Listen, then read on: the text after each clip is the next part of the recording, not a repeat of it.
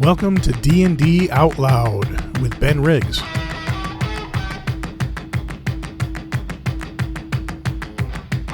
Episode 76. 30 minutes into this interview with Fred Hicks and Cam Banks, I share leaked D&D sales data. Welcome, internet hordes, once again to D&D Out Loud with Ben Riggs. I am Ben Riggs, the apparently controversial, apparently infamous D&D historian and author of Slaying the Dragon, A Secret History of Dungeons & Dragons. And over the past 13 years of writing and podcasting, I have met hundreds of creative geniuses in and around the world of tabletop role-playing games. Here on this show, I asked two of these flaming torches of the human imagination to come on and have a fascinating discussion, which I then record and send out into the world. Today, we have two such geniuses. First up is... I know. I don't know what to say. I'm waiting for someone to protest that I go too far, and so far, no one has. But pile it on. First up, we have the Kiwi conjurer. Who helped create the Cortex System, which has been used on everything from Firefly to Marvel. He's made the rules that make stories sing, and he is living proof that spreadsheets and sorcery can coexist. Please welcome the unflappable, the unstoppable Cam Banks. Hello. You cannot flap or stop me. I will not try to flap you. I've tried. It cannot be done. Next up is the co-founder of Evil Hat, one of the wizards who bottled lightning and called it fate. He turned indie passion into publishing power and proved you can run a company on creativity and caffeine. When he's not redefining all press, he's out there building the future one rulebook at a time. Give it up for the hat-tipping hero himself, Fred Hicks. Hello. It is I. I have no hat to tip. I have no hat to tip. You seem to have an eternal metaphorical hat. You know. That's true. So I'm gonna start us out in a little bit of rough territory here, and I'm gonna say, the whole world seems to know this at this point, but a couple of weeks ago, Rob Whelan passed away. I met Rob in the 8th grade. He was more like a brother to me than a friend or coworker. Even though at times he would fill all of those hats. And if you're someone who doesn't know who Rob was, he's probably most well known and well regarded because he was on the role playing games beat for Forbes magazine. And for many game designers, Rob's coverage, putting them in Forbes is, like a career highlight in many ways. Like, holy crap, I'm in Forbes, right? And I'm starting there because I wanted to point out, Fred, that Evil Hat made an incredibly generous donation to Rob's widow. And having talked to her, I can't tell you how much the just gush of outpouring from the gaming community has meant to her. So I just wanted to start there today. Rob was incredible. I mean, I would encourage everyone to check out the Camelot with Meets Mechs setting that he did for us in Worlds in Shadow. I've got it right over there. Let me just grab it. I like the setting so much that I made it the cover art for Fate Worlds Volume 2, Worlds in Shadow, which will, of course, immediately disappear the moment my background tries to insert itself. But yeah, that was very early on. He was a fan of Fate early in, and I didn't know it at the time, though I could sense the hustle. The man could not stop offering to write on things. He was a force. I just wish he hadn't, burned through his candle wick quite so quickly. And Cam, did you work with him at Margaret Weiss? Yeah, several times. He was notably worked on Firefly, which I didn't helm at the time. That was on my way out, but I was very happy that he finally got to do some stuff with Firefly, which is one of those things a lot of people are super in love with. I personally am not a fan, which makes people freak out when I say it. But I think more than anything else, because I did orbit in that Wisconsin sort of Midwestern circle for a while, lived up in Wisconsin for a couple of years, and then we moved to Minnesota. So everything about that whole part of the country, if you didn't know Rob, then you were obviously not paying any attention to anything, because he was a mainstay. Sure. I think we've lost such a huge part of our conversation, is what I would say, with him going. So I have to speak at the funeral, and I might quote that, Cam. That's we lost a part of the conversation. Like, Yep. That's a great line. All right, so I wanted to get that out of the way early, because I guess I didn't want to wreck myself on it later. So, I obviously you've both done game design, but I'm really very interested in your business chops. Because it seems like you're both very skilled in the business department as well. So I want to start with this, and we'll see where it goes. Mark Diaz Truman of Magpie Games has occasionally talked about how Magpie will put out games that are great games, and then products that are great products. And when they're deciding to put something out, it seems like a product has to be one of those two things. And one example is they put out a Powered by the Apocalypse game of Mexican soap operas. The name of which is escaping me at the moment, but Mark was like, great game, love it, totally in love with it, kind of a passion project for him. But also then the Avatar role-playing game, and he was like, that's clearly a product. There's a fan base that we're going for, and we're trying to hit that fan base. And he didn't say it, but he seemed to imply like it's survival, acuity, adroitness of the game came second. As business people, when you're looking at what games to actually publish, how do you navigate those waters? That's a fantastic question. A lot of it does come down to taste, but Evil Hat, it's a fusion of several different people's tastes. We get as many people from the core staff as are interested together to sort of understand a game that's been pitched to us. And if it catches fire in the heart of one of us, that's a good start. If it catches two of us, we're in good shape. So one of the reasons Evil Hat has kept the slogan, we believe that passion makes the best games, is that that sort of falling in love with a thing kind of has to happen first in order to ensure that everyone involved is going to have kind of some level of investment that runs parallel to that of the person who created the game in the first place. Now, in terms of that whole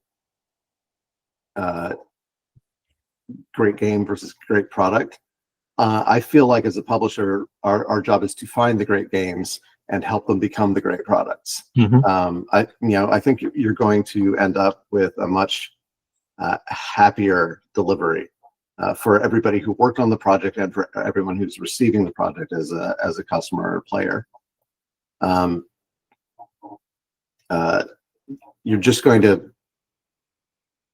It's going to land better when both of those things are true.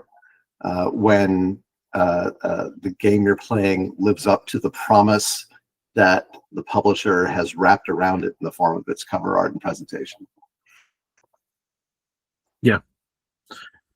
I will say, I think my contribution to this probably would be that in cases where I have had the opportunity to work on something and I'm not that into it, I don't really want to be in charge of it. I will defer that to someone else who has a better voice. I think that like Firefly is a good example. I didn't want to write that game. I was told Margaret herself said that I had a really good voice for Firefly, that I could write the characters and everything else really well. And I just said, but I don't. You will know as you read this book that the person who's writing it doesn't like it. And I think there's nothing that's more disorienting if you're trying to get into a game, especially if you've bought some licensed product or something that's tied into a property or IP or something else that you're a fan of or that you're interested in. If you start reading that and going, this person doesn't really get this or doesn't like this or just picked it up because it's a gig, that can show through unless you have, as I always do, and a fantastic editor. But I think the core of that message is if you can have a game that you really like and have a passion for, as Fred said, I mean, it makes it a much better product in the end anyway, right?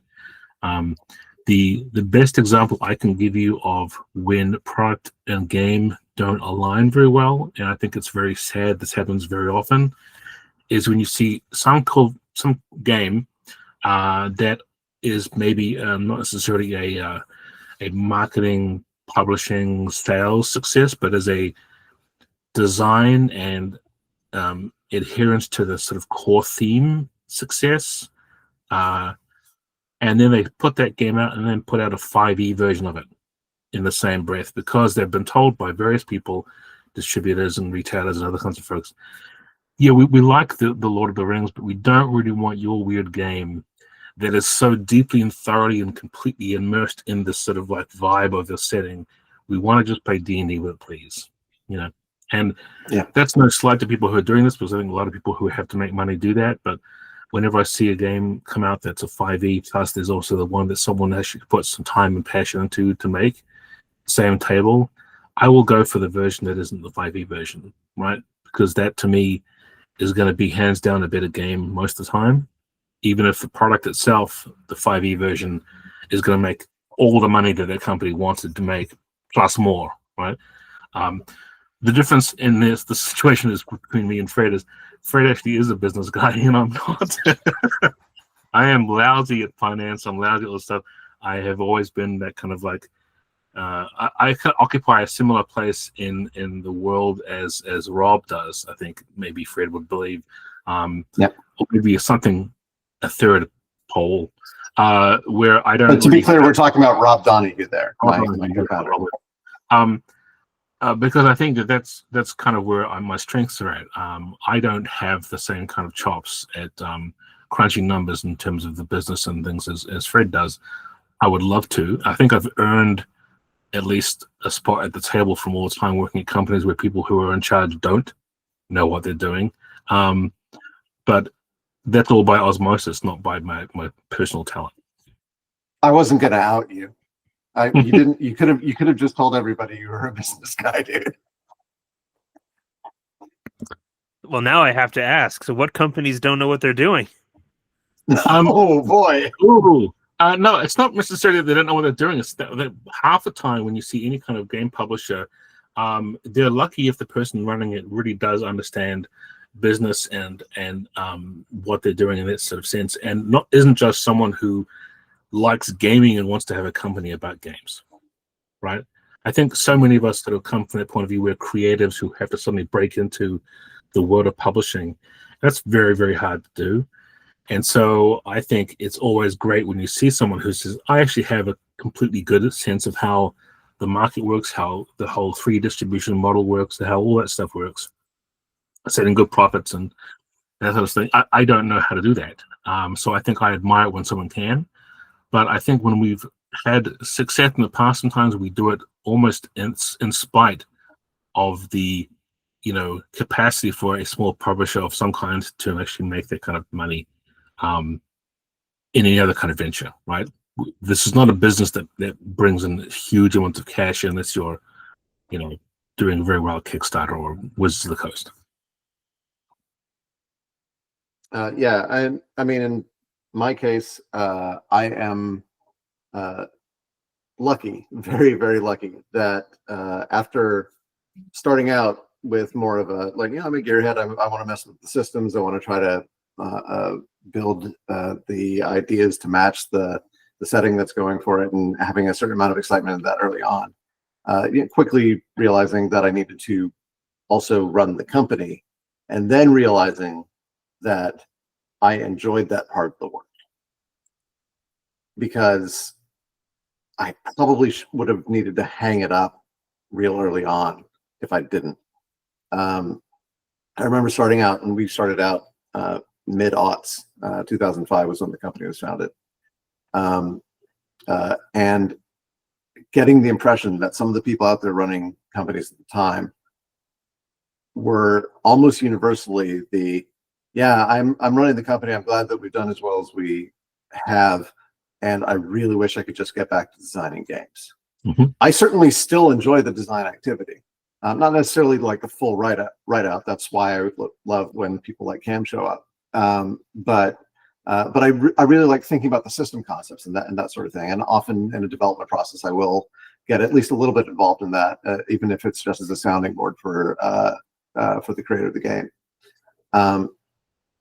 But realizing that, like, sitting down and getting the spreadsheets figured out and figuring out like what's our best approach to crowdfunding, and for a time figuring out how do I engage with our customer base so that we sort of like naturally build up a fan base and so forth.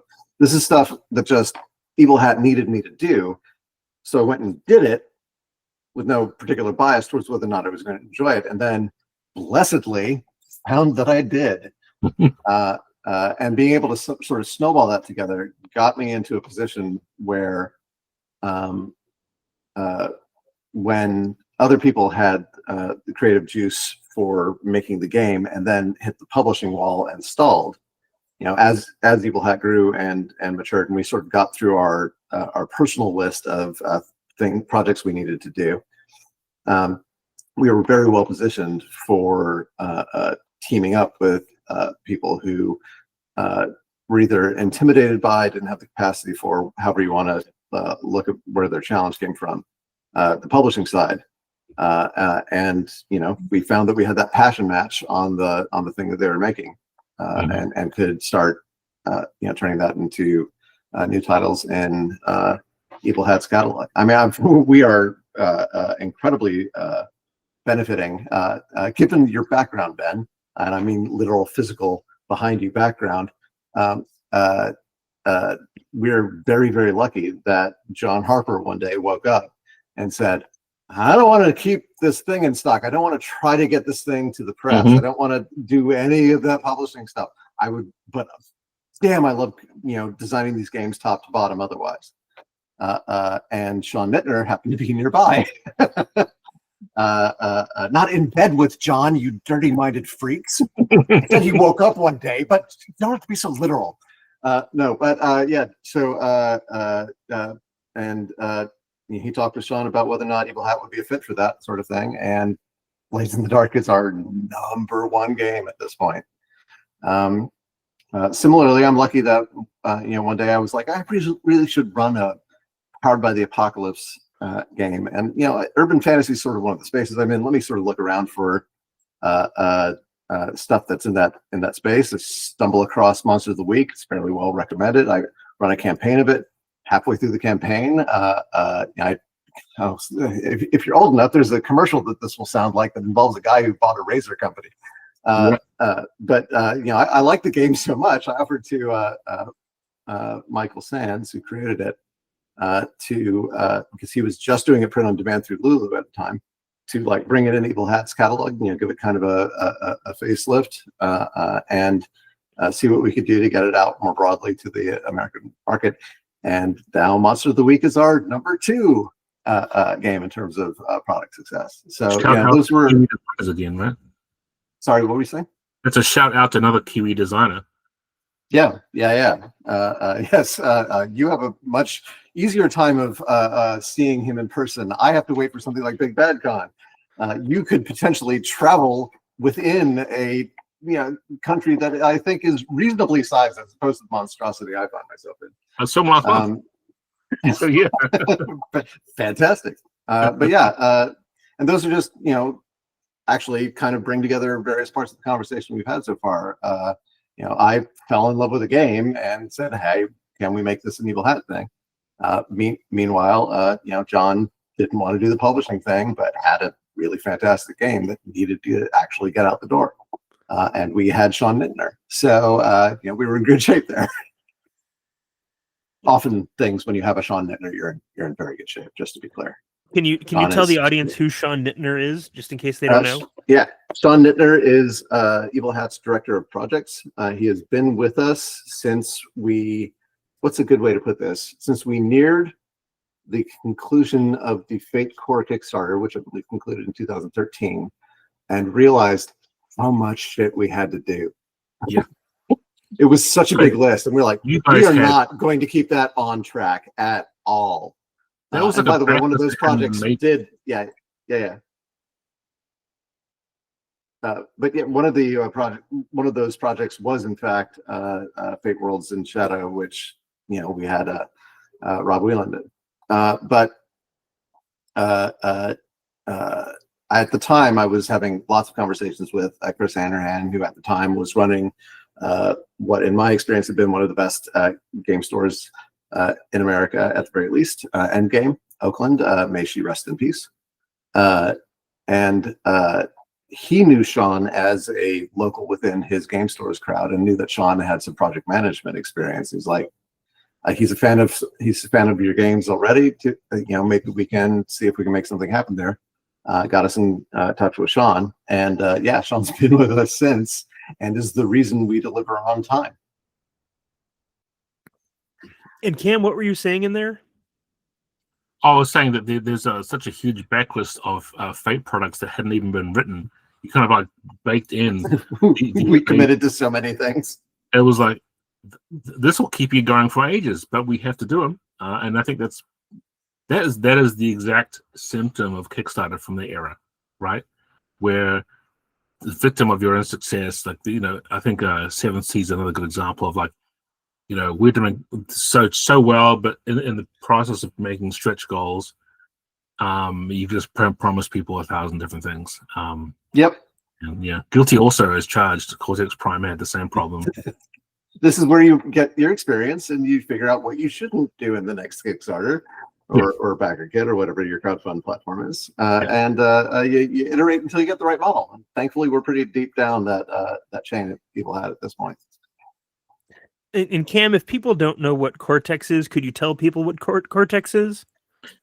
Cortex is a game system that I worked on for a long time. It didn't really exist as a standalone thing necessarily. It was what I kept going back to, thanks to the amazing contributions of friends of mine, Fred and Rob in this book, so Evil Hat, especially for Leverage, and a whole bunch of people for Smallville. When I worked at Margaret Wise Productions, they already had a game that was Serenity, which is where Cortex gets its name from, because that's the name of the internet in the Firefly universe. But after Serenity was a success for Margaret, they also published other games. Battlestar Galactica was another one. These all became the Cortex system, right? The version of it at the time, which is sort of like managed to survive in parts to the one that I've been working on in the last few years, is that a lot like Savage Worlds, your stats and everything else are measured in dice types instead of numbers. And you have plot points, aka fate points, aka bennies or whatever, that you use to do things. And there's a lot of other stuff. Cortex Prime was what happened after years of working on different games. I wanted to sort of bring them all together and make a toolkit system that was able to be heavily modified, like one step removed even from Fate or from D20 or whatever, where you don't even have the same skills or stats or anything from game to game. You can rebuild the entire underlying chassis of it to make it work. The only thing that was common usually was the dice pools of different sizes. So that's the thing I'm probably most known for. It is currently owned by Direwolf Digital, which is a publisher of video games and software and things out of Denver, Colorado. And prior to that, it was owned by Fandom, who made D&D Beyond, and before that, the Margaret's company. And I have been lucky to have been grabbed by the throat and dragged across all implementations of that. People wanted me to design for it. So I've done a lot of contribution to it. I would say I'm probably the lead designer for anything that's Cortex flavored. It was until the recent shake-up of the industry with things like tariffs and people not being able to afford you to work for them anymore. Yeah. So that's Cortex. I think My favorite moments of working with Cortex were always when I had someone else helping me build things out of it. And so a lot of the games which people really love that Cortex has been used for are great because of the team that I was on. And I will, die on that hill any day. So, Fred, do you want to say anything right now, or have any questions? If not, I have something. No, please bring it. Okay, I have something.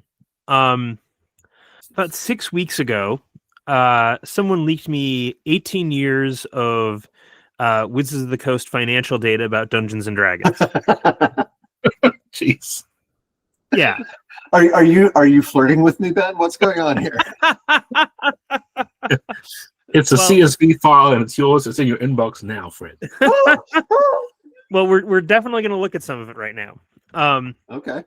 Because so I got it, and I have been kind of like it's a lot of stuff, and I was like, I'm just going to start making charts. That is how I am going to cope with this. And there is a chart that kind of blew me away. So I'm gonna show it to you guys. Charts, Ben says. Now he's flirting with Rob Donahue. You know no limit, sir. I'm very flattered. But we're gonna see how this how my screen sharing works out. So give me 1 second here. All right, clicking that, and all right, now let me share my screen and click the right window. Click the right window. Let's hope this is. I think this is right. And it's not quite what I wanted. Let's see. Can I? You can still see it. Yeah, I'm showing you more than I would like, though. But hey, we're gonna live with that. I won't look at the sidebar. I'll hold up my hand over that part of the screen. So, and again, I don't know that I'm going to describe this, but I and if you're listening to this and not watching on YouTube, I maybe go watch this part on YouTube. And if you're on YouTube, I hope this is relatively legible for you. But this is the 2013 sales makeup of Dungeons and Dragons. Mm-hmm. In 2013, Dungeons and Dragons grossed $15.5 million in North America, and it was made up of a bunch of different sectors: role-playing games, board games, novels, e-novels, Dungeons and Dragons Insider, and about 1%, less than 1% mini sales. And I looked at this and I was like, this seems pretty normal, pretty standard, pretty unsurprising for Dungeons and Dragons, knowing that like those core sales of D&D role-playing game books, the blue triangle on this, or the blue slice on this, it's never been the hugest sales driver. You almost always needed something else to keep D&D afloat.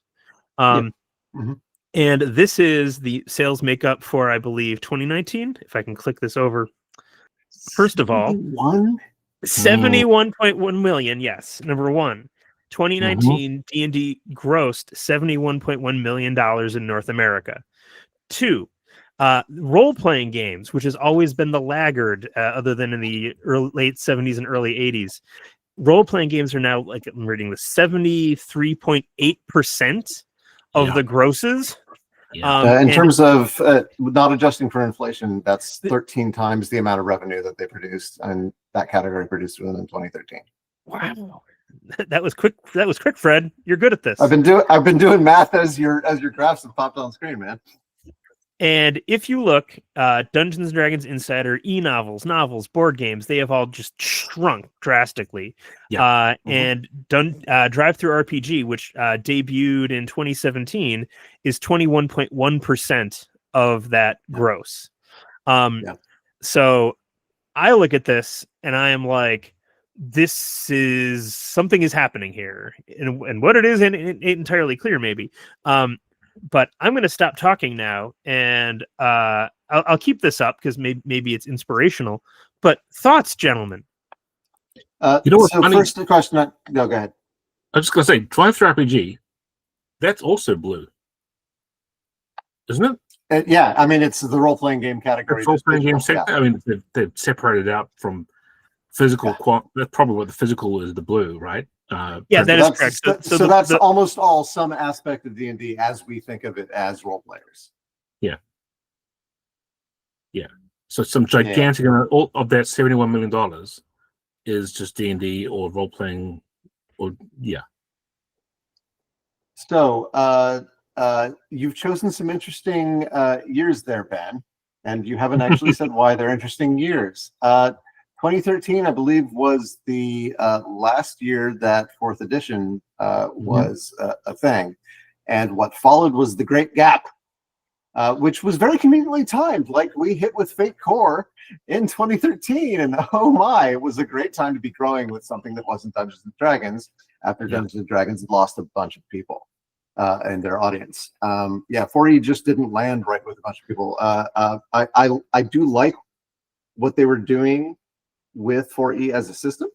I will stand by my frequent statement when this comes up, that the best version of Dungeons & Dragons 4th edition that we got was Gamma World. Set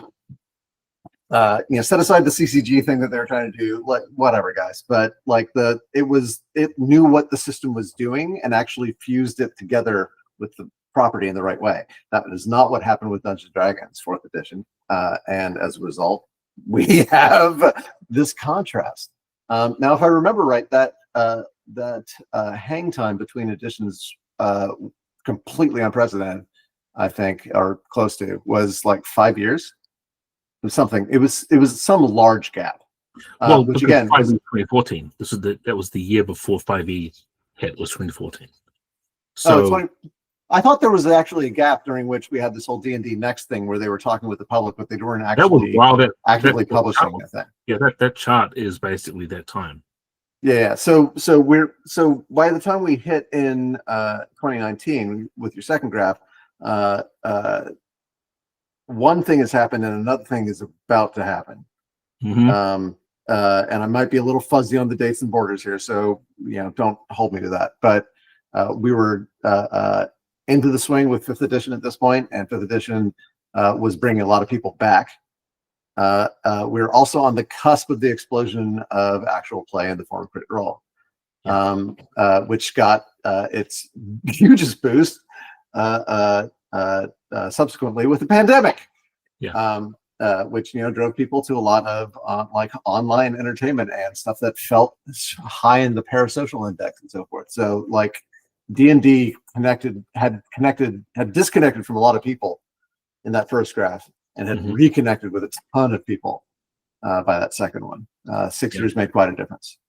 So go ahead, Cam. I'm sorry.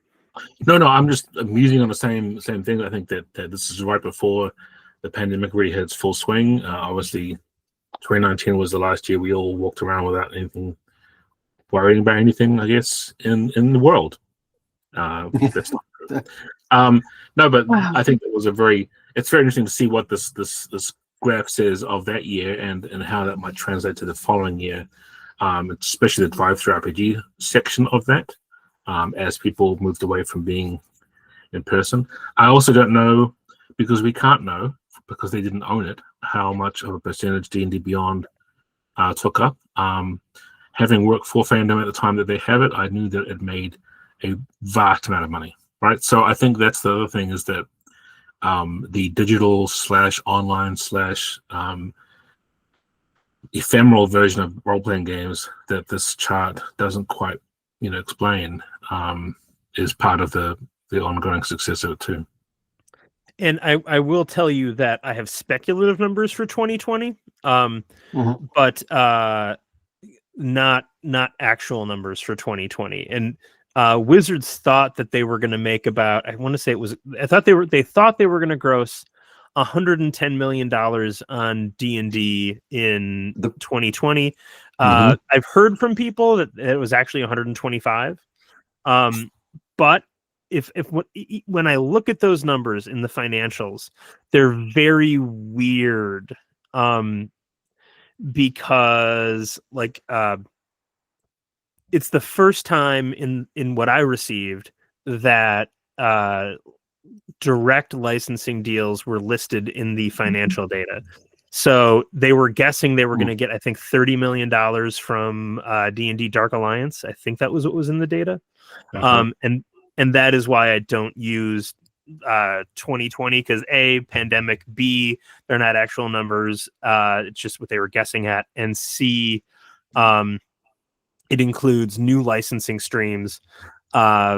Whereas from, again, 2013 until 2019, except for Drive-Thru RPG, these are the constants: D&D Insider, e-novels, novels, board games, role-playing game, and then in 2017, Drive-Thru makes its appearance there. I'm going to stop sharing. Is that okay? Yeah. Sure. And let me just click back over. And so I will plug here briefly, listeners. I gave a presentation on this at GameholeCon. At GameholeCon, I went over 24 charts from this data. And again, it's so new to me that I myself am kind of like, I don't have a bunch of theories. I don't have a bunch of like conclusions yet. I look at this and I have a lot of questions. Like, I'll tell you guys right now, one of the big mysteries in the data is, so 2013 is the nadir, the low point. They make like barely $15 million.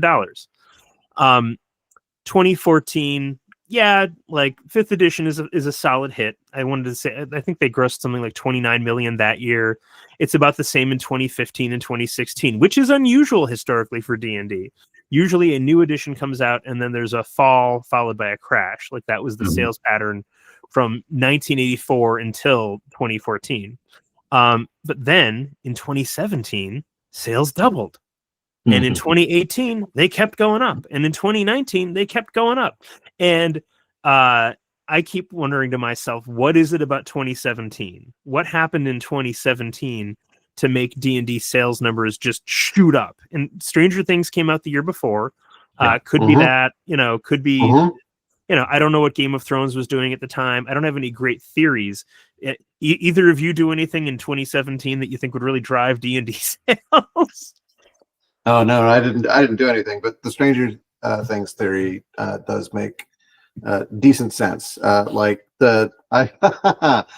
have seen what media take up of a thing will do firsthand. For a number of years, I've run the website for Jim Butcher, the author of the Dresden Files, and I watched the traffic on the site across two different events. One was, he was already published as an author. Dresden Files series was fairly early, and then the people doing the audiobooks get James Marsters to narrate them. James Marsters' fandom suddenly discovers Jim Butcher stuff, and we go up to like the next tier. Then, not that long later, Sci-Fi Channel does a single season of the canceled Dresden Files television show, and that popped it up again because suddenly you were getting television audience exposure to the existence of the series of novels. There are a number of types of media out there that outstrip the size of the role-playing game hobby, and any time that one of those forms of media notices the role-playing game hobby, it's pretty good for the noticed. Sorry, Cam, go ahead. I wasn't going to say anything. I was going to say Critical Role, the season campaign 2 started in 2018, but in 2017 they were hitting their stride in campaign 1. Everyone was really, really paying attention, watching it. I think that everything that came out in terms of money and so forth in the things that happened in 2016 led to the sort of like growth for 2017. So I think that kind of fits in pretty well. I think Critical Role had a huge part to play in that whole calculus. For sure. And Fred, didn't Monster of the Week get picked up by some streamers? Yeah. No, Monster of the Week, I signed it and we got it out around 2015. It wasn't until a couple of years later that the Adventure Zone did their amnesty campaign for Monster of the Week. And Monster of the Week was what I refer to as our B track. They're successful. They're not losing the company money. but they're not in the big hits category. Monster of the Week rocketed to our second place position, and where it has sustained since, largely because of the Adventure Zone. The Adventure Zone was just that much larger than the audience that Evil Hat was pulling to the product already. Mm-hmm. Wow. So that's serendipity. That's pure luck. It's luck supported by the fact that we've been able to build up Evil Hat to the point where it had enough visibility for it to be something that would catch the Adventure Zone's eyes. But from that point, it's all just the luck that it did. Do you recall about how many copies it is sold, or like how many it pulls a year or anything like that? You're gonna make me look at spreadsheets, Ben. You're back that to was the my flirting. goal. Back to the flirting. Okay, give me a sec to look at the physical sales. So the hardcover right now, our current quantity. Let's see that drop of this fan. Our average depletion rate of the physical inventory for the core book for Monster of the Week has been shy of 12 copies a day for the last year. Wow. Oh, crap. That's its current rate of sale. It's average lifetime over the course of my inventory sheet tracking this is closer to 17 a day. Oh, wow. But keep in mind, that's not the whole lifetime, because the sheet doesn't go all the way back to when it was a slower seller, and also it was a different SKU at the time because we had it in the softcover format first. And what I'm looking at right now is the hardcover rate of sale, or rate of depletion, which is kind of like rate of sale, but not entirely. So doing quick math in my head, are you thinking like it sold 25,000 over its lifetime, 50,000 over its lifetime? Well, over the span tracked in this spreadsheet, which I think only goes from like mid 2023 up to now. That doesn't. That's a lot. Is that right? It might be a little bit longer than that. So call it 2.5 years. That's 17,000 plus physical copies, and that's the physical copy side of things. We have also been selling the PDF like this, and I could look at something that kind of consolidates those numbers too. But I don't have that immediately on my screen. Okay. I'm going to have to take a minute. That's okay. Let's see here. Because I'm just very, again, with this 2017 question, I'm thinking to myself, how do you measure the impact of a streamer on sales? And with D&D, in many ways, it's more difficult. But with Monster of the Week, it's much more clear. I would say. No, I've done graphs in the past when I did have like sort of like quarter by quarter data for it, and it is literally we went from impulse power to warp power. Like it is a different factor of speed. Of success. Monster of the Week. A good thing to also look into would be, and I don't know whether Grant Howard would tell you, but something like Honey Heist, which was on Critical Role for like one or two fun little one shots, became a household name amongst all the critters who watched that show. And it's like a one-page RPG or something. It's not anything. I mean, he makes a whole bunch of these things. He's got so many of them. But Honey Heist is just like teddy bears doing capers. I think any kind of time that someone who is adjacent to the larger actual play groups has a pet game that they just like and then brings it to the whole group and then sort of they play it, it is a monumental trajectory of how successful things are.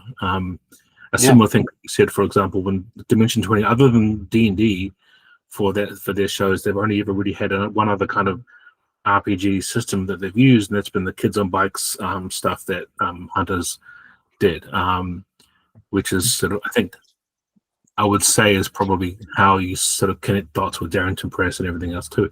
So that's, but that was not a game that anyone was just raving about before, but someone loved it and they ran a couple of seasons of Dimension 20. They did other stuff. You really do make a huge difference having things in that space. To answer your other question there, Ben, when you add electronic and physical sales together for Monster of the Week's core book, both formats, including possibly being included in like a bundle of holding type situation. I don't remember if that got in there. It looks like we've sold at whatever price around 87,000 Wow, copies. that's amazing. Yeah, it's I'm not mad about it. I'm not mad about it. And amusingly, that is just shy of what Blades in the Dark has sold. That 2 weeks that I've got it tracked. Now, keep in mind, I say that while also saying John Harper retains the right to sell the PDFs on drive-through. We don't do that, so that is not included in that number. Yeah. Wow. So okay, and that has. I mean, looking at D&D, it's got to be between 25 and 50% of sales on drive-through, right? Sorry, my son was doing a thing. What That's were you okay. asking me? I'm so happy you have a son. Me too. So, in your experience, would you say drive-through sales are somewhere between 25 and of the sales of a? Are you talking about volume or are you talking about money? Volume. Volume. There can be a pretty wide swing in that. I wouldn't be surprised to see things in that percentage. Okay. And of PDF sales, most of them happen on drive-through. Like I'd say, like of your PDF sale volume, 90% of that's going to be happening over there. Go ahead. I will also say for the audience, to put some things in perspective, with that 87,000, Kelsey Dion told me she thinks she sold about 50,000 physical copies of Shadow Dark. 50,000 physical copies is also about how many copies of the original Planescape box set were sold. And I always think that was the best thing ever made for D&D in its silver age. And it's like, if you're doing better than Planescape, which, I think has had a lot of influence on people. I mean, that's freaking fantastic. But Cam, I talked over you. No. I was going to say, I think that there may have been 10,000 Marvel Heroic Basic set game books printed in that's how many that exist in the world, right? 10,000. And I have like 4 of them. So I think the scale of these things is always so amazing to me, because it's like when someone starts talking about things being in that volume, I'm like, it's an order of degrees more than what a lot of people can hope to get.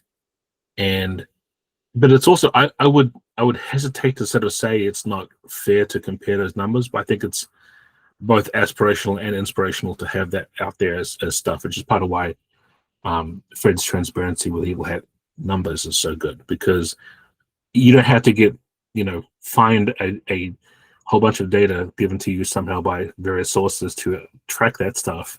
In his case, mystery.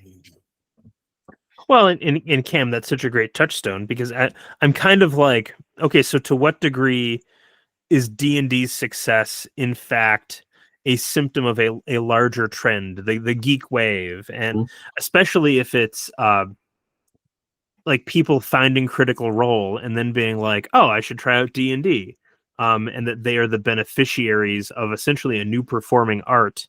A, that's really fascinating. B, again, I think 5th edition is a very good edition of D&D. But if I'm going to look at that larger geek wave, knowing that there were 10,000 copies of the Cortex version of Marvel printed, I bet I can get somebody. I bet I can get somebody to tell me how many that new Matt Forbeck version has actually sold. I bet I can make that happen. And like, again, like that would be a great measure of like, where we were and where we are. So that's fascinating. All right. Well, we're winding down. I can't, this has flown by. I'm going to ask Cam, what can people buy of yours to put royalties in your pocket or kudos in your spiritual bank? I don't know. You know what? It's a sad thing in the world that I have not had anything with my name on it published since January of 2022. So there is not any way to give me money right now other than my Patreon, which you can always join. Patreon at Cam Banks if you want to do that. I have been designing, as Fred knows, a new game called it's either Euro Shooter, if you like to pronounce Euros as Euros, but really that's because I wanted to make the pun of Hero Shooter, but it's Gyro. So Gyro Shooter is a game I'm working on right now, which is inspired by Overwatch and Marvel Rivals and those sorts of games. I'm doing that now. I have been making it available for free. You just have to join the Patreon. It doesn't cost you anything, and you can see that. And I owe everyone an update. That's the best way to follow along with things I'm creating myself. Everything else for the last couple of years has been either drowned in NDAs or secret or other stuff that doesn't come out, and that's the sad truth of a lot of us who work on things. But yeah, and if you happen to want to give me work, hire me now. No, but Please do. Please do. Yeah. I mean, people is very good. People listen to this show. I mean, if you're looking for work, all your work is very well regarded, and I'll attest to you being a fine, upstanding gentleman of Kiwi descent. Cam is one of the best designers in the business and is especially talented at working on licensed games. So if you've got a project like that and you're feeling a bit adrift in terms of getting your system to line up with the setting, you should really be talking to Cam. Okay, I can't do better than that, Fred. So I'm going to ask you, what should people buy that will put money in Fred Hicks's pocket? Is it just buy the second and third copies of Blades in the Dark and Monster of the Week? Anything from Evil Hat, but we do have a crowdfund going on right now for Shannon Appleklein's history of the first edition original box, etc. Era of Dungeons and Dragons. It's under the Designers and Dragons brand umbrella, but this is a specific new series, not like its company histories from before, called Designers and Dragons Origins, and you can find that on BackerKit. We just launched today of the day of this interview, this conversation, and have funded by the time we're having this conversation. So it's looked pretty good over there, but there are many more costs that come with putting out a large boxed 4-volume set of histories of the start of the hobby. So come on down. Fred, I saw that announcement. I thought, wait. And we're doing this thing today? What are you doing? Well, Cam, the nice thing about the success for Evil Hat is that I can say, as far as launching the crowdfund goes, I got people for that sort of thing. So I'll chime in on that. And Tom Lommel, is that how I pronounce his name, Fred? Lommel. Tom Lommel asked me for a quote, and here's the quote I provided. Shannon Appleklin is among the best of us. He is ferociously intelligent, a dedicated researcher, and an engaging writer. Stop doom scrolling and put this on your phone instead. It will light up your life. Awesome. There you go. Yeah. Like that during the pandemic thing, I just and Dragons on my phone, and instead of like reading about the latest horror, I would read about White Wolf in the 90s, and it was delightful.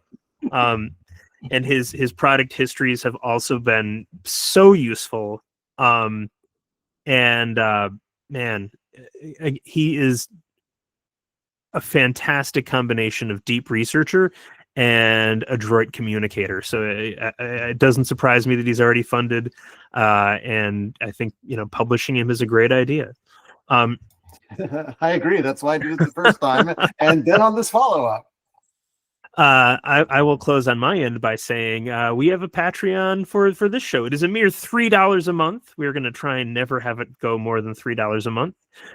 You get a Discord. I also post fun things for you. I posted, I think, 50 pages on the production of third edition a month ago. There are extra episodes. You can hear me interviewing Zeb Cook in the Hugh Hefner suite in Lake Geneva. You can hear Ken Haidt talking to Sandy Peterson about Cthulhu.